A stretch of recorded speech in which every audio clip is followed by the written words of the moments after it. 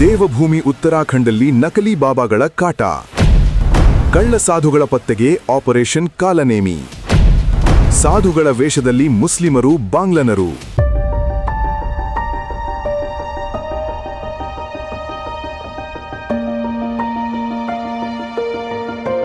ದೇವಭೂಮಿ ಉತ್ತರಾಖಂಡ್ ನಯನ ಮನೋಹರ ಹಿಮಾಲಯದ ತಪ್ಪಲಲ್ಲಿರುವ ರಾಜ್ಯ. ಸಾವಿರಾರು ಹಿಂದೂ ಪುಣ್ಯಮ ಕ್ಷೇತ್ರಗಳಿರುವ ಪವಿತ್ರ ಭೂಮಿ. ಲಕ್ಷಾಂತರ ಭಕ್ತರು ಇಲ್ಲಿ ಆಧ್ಯಾತ್ಮಿಕ ಶಾಂತಿಗಾಗಿ ಬರುತ್ತಾರೆ. ಆದರೆ ಧರ್ಮದ ಹೆಸರಲ್ಲಿ ನಡೆಯುವ ವಂಚನೆ, ಕಿರುಕುಳ ಮತ್ತು ದುರುಪಯೋಗ ಉತ್ತರಾಖಂಡ್ ಸರ್ಕಾರಕ್ಕೆ ಆತಂಕದ ವಿಷಯವಾಗಿತ್ತು. ಈ ಸಮಸ್ಯೆಗೆ ಸರ್ಕಾರ ಬಲವಾದ ಕ್ರಮ ಕೈಗೊಂಡಿದೆ. ಅದೇ ಆಪರೇಷನ್ ಕಾಲನೇಮಿ. ಏನಿದು ಆಪರೇಷನ್ ಕಾಲನೇಮಿ? ರಾಮಾಯಣದಲ್ಲಿ ಕಾಲನೇಮಿ ಸಾಧುವಿನ ವೇಷದಲ್ಲಿ ಜನರನ್ನು ಮೋಸಗೊಳಿಸುತ್ತಾನೆ. ಅದೇ ರೀತಿ ನಕಲಿ ಸಾಧುಗಳು ಭಕ್ತರ ನಂಬಿಕೆಯನ್ನು ದುರುಪಯೋಗಪಡಿಸುತ್ತಿದ್ದಾರೆ ಅನ್ನೋ ಆರೋಪ ಇಲ್ಲಿಗೆ ಭೇಟಿ ನೀಡುವ ಭಕ್ತರಿಂದ ಕೇಳಿಬಂದಿತ್ತು. 2025 ಜುಲೈ 10ರಂದು ಸಿಎಂ ಪುಷ್ಕರ್ ಸಿಂಗ್ ಧಾಮಿಯವರು ಈ ಕಾರ್ಯಾಚರಣೆಗೆ ಚಾಲನೆ ನೀಡಿದರು. ಸಾಧು ಸಂತರ ವೇಷ ಧರಿಸಿ ಜನರನ್ನು ವಂಚಿಸುವವರನ್ನು, ವಿಶೇಷವಾಗಿ ಮಹಿಳೆಯರನ್ನು ಗುರಿಯಾಗಿರಿಸುವುದನ್ನು ಪತ್ತೆ ಮಾಡುವುದು. ಚಾರ್ ಧಾಮ್ ಮತ್ತು ಕಾಮ್ವರ್ ಯಾತ್ರೆ ಸಮಯದಲ್ಲಿ ಇಂತಹ ನಕಲಿ ಬಾಬಾಗಳ ಸಂಖ್ಯೆ ಹೆಚ್ಚಾಗುತ್ತಿತ್ತು. ಪೊಲೀಸರು ಧಾರ್ಮಿಕ ಸ್ಥಳಗಳ ಸುತ್ತ ತೀವ್ರ ತಪಾಸಣೆ ಆರಂಭಿಸಿದ್ದರು.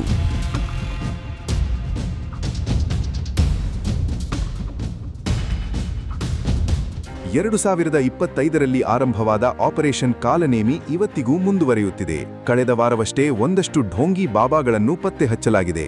ಇವರ ಪೈಕಿ ಹಲವು ಮುಸ್ಲಿಮರು ಸೆರೆ ಸಿಕ್ಕಿರುವುದು ಆಘಾತಕಾರಿಯಾಗಿದೆ.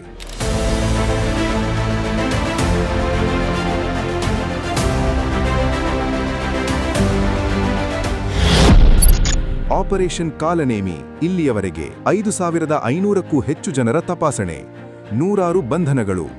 ಬಾಂಗ್ಲಾದೇಶಿ ನಾಗರಿಕರು ಸಾಧುಗಳ ವೇಷದಲ್ಲಿ ಪತ್ತೆ. ಹಲವು ರಾಜ್ಯಗಳಿಂದ ಬಂದ ಹಿಂದೂಗಳಿಂದಲೂ ವಂಚನೆ. ದಾಖಲಾದ ಕೇಸುಗಳು: ಕಾಶ್ಮೀರದ ಇಫ್ರಾಜ್ ಅಹಮದ್ ಲೋಲು ರಾಜ್ ಅಹುಜಾ ಎಂಬ ಹೆಸರಲ್ಲಿ ಸಾಧು ವೇಷದಲ್ಲಿ ಮಹಿಳೆಯರನ್ನು ವಂಚಿಸಿ ಸಂಬಂಧ ಬೆಳೆಸುತ್ತಿದ್ದ. ಧರ್ಮ ಮರೆಮಾಚಿ ಇಮೋಷನಲ್ ಬ್ಲ್ಯಾಕ್ಮೇಲ್ ಮಾಡುತ್ತಿದ್ದ. ಯಾತ್ರಿಕರಿಂದ ಹಣ ಕೇಳಿ ಕೊಡದವರನ್ನು ಬೈಯುವುದು, ಬೆದರಿಸುವುದು ಇದೂ ಸಹ ಇಲ್ಲಿ ಸಾಮಾನ್ಯವಾಗಿ ದಾಖಲಾಗುವ ಕೇಸುಗಳು. ಈ ಕಾರ್ಯಕ್ರಮಕ್ಕೆ ಹಲವು ಧಾರ್ಮಿಕ ಸಂಘಟನೆಗಳು ಬೆಂಬಲ ನೀಡಿವೆ. ನಿಜವಾದ ಸಂತರು ಇದನ್ನು ಸನಾತನ ಧರ್ಮದ ರಕ್ಷಣೆ ಎಂದು ಸ್ವಾಗತಿಸಿದ್ದಾರೆ. ಇದು ಕೇವಲ ಕಾನೂನು ಕ್ರಮವಲ್ಲ, ದೇವಭೂಮಿಯ ಪವಿತ್ರತೆ, ಭಕ್ತರ ಸುರಕ್ಷತೆ ಮತ್ತು ಧರ್ಮದ ಇಮೇಜ್ ರಕ್ಷಿಸುವ ಪ್ರಯತ್ನ.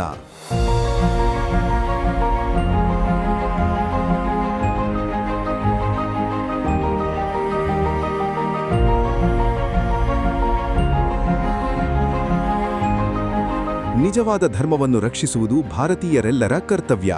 ಇಂತಹ ಕ್ರಮಗಳು ಇತರ ರಾಜ್ಯಗಳಲ್ಲೂ ಅಗತ್ಯವಾಗಿ ಆಗಬೇಕಿದೆ. ಇದಕ್ಕೆ ನೀವೇನಂತೀರಿ?